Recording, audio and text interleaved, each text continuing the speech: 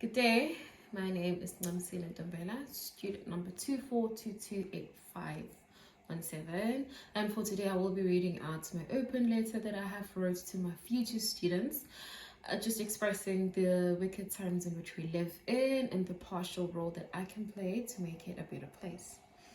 Dear students, I am writing this letter to express my deep concern, and I wanted to address some important points in recent readings about the development of education policies and in the democratic era as an educator who is passionate about the advancement of vocational education in South Africa.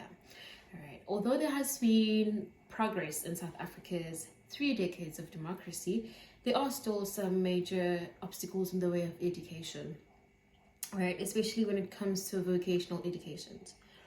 Apartheid's lasting effects are still evident in the educational system, which emphasizes the critical need for innovative policies and procedures.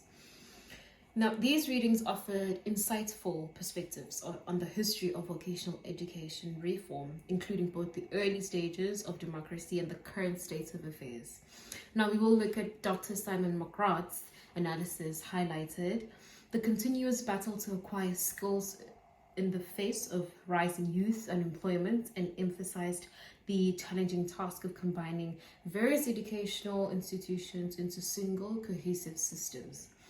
Furthermore, the importance of policy changes like the split of the Ministry of Education and the creation of sector education and training authorities, commonly known as the SETAs, was emphasized by Volker Wedekin's analysis of governance reforms in the post-apartheid vocational sector.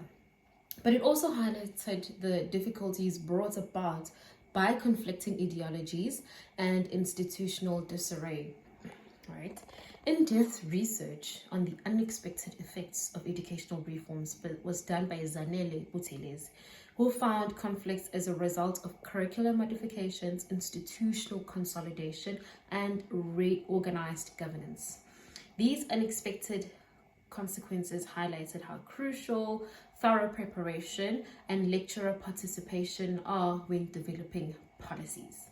Now, as we embark on this journey together, I want to outline my intentions as a future educator and lecturer and how I plan to address the challenges highlighted in our readings.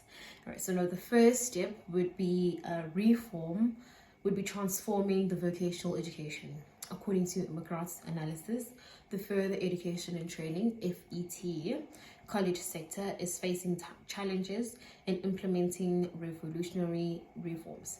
Despite notable progress, obstacles still exist, especially when it comes to skills development, given the high rate of youth unemployment.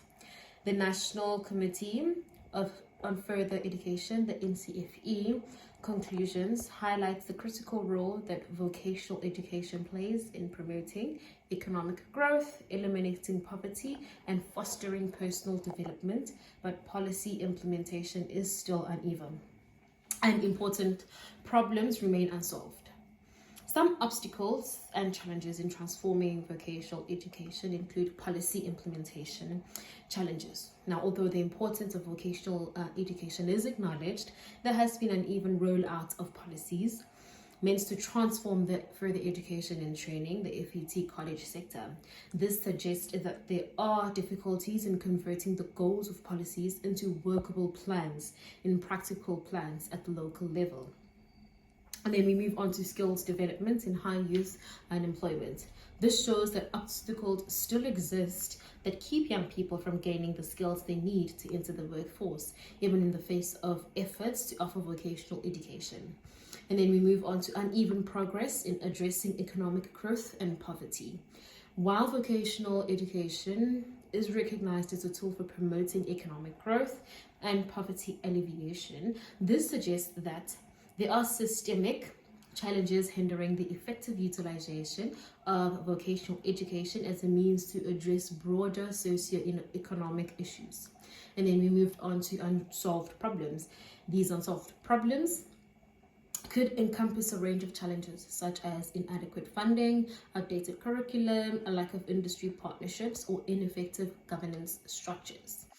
Right. Now, as a lecturer, I commit to create an atmosphere that supports empowerment and skills development within my area of responsibility. My goal is to rectify historical injustices and give priority to the concerned unemployment youth and marginalized communities by adopting innovation teaching methods and reinstitutioning mindsets by using cutting edge technology teaching strategies and collaborations with colleagues. Now, I hope to provide students the tools they need to succeed in the constantly changing labor market. I will also push for the successful adoption of laws that support lifelong learning and deal with the structural issues impeding vocational challenges. Now, the second step will be covered under the unintended consequences of reform. The difficulties experienced by vocational educators are clarified by Buthelez's analysis of unintended consequences in educational reform. Now, staff conflicts and implementation difficulties have resulted from structural changes, including college consolidation and the adoption of new curricula. The shift towards contract employment has made divisions worse, which has an effect on institutional cohesiveness and educational equality. Now, it is crucial for us to comprehend the complex effects on policy changes on teaching and learning as aspiring lecturers. Now, consider the ways in which I may create a welcoming and inclusive atmosphere that respects the many perspectives and backgrounds of both the students and the lecturers and all other co-workers within the colleges. Now, in order to reduce tensions and create a culture of shared ownership and responsibility, also investigate strategies for encouraging candid communication, conversations, and teamwork. Furthermore, I can think about how I can support laws that give lecturers and educationals professional growth and welfare first priority so they are prepared to handle the challenges of vocational education. Now, in conclusion, the difficulties outlined in our readings emphasize how crucial it is to work as a team and be dedicated to bringing about constructive change. As aspiring educators, it is our duty to support laws that advance fairness, inclusivity, and quality in career training, in addition to dispensing knowledge. We can successfully navigate the complexity of our educational system and equip the next generation to prosper in a world that is always changing if we work together. Now, thank you for your attention to these important matters. I look forward to your continued collaboration and dialogue in our shared pursuit to educational excellence. Thank you.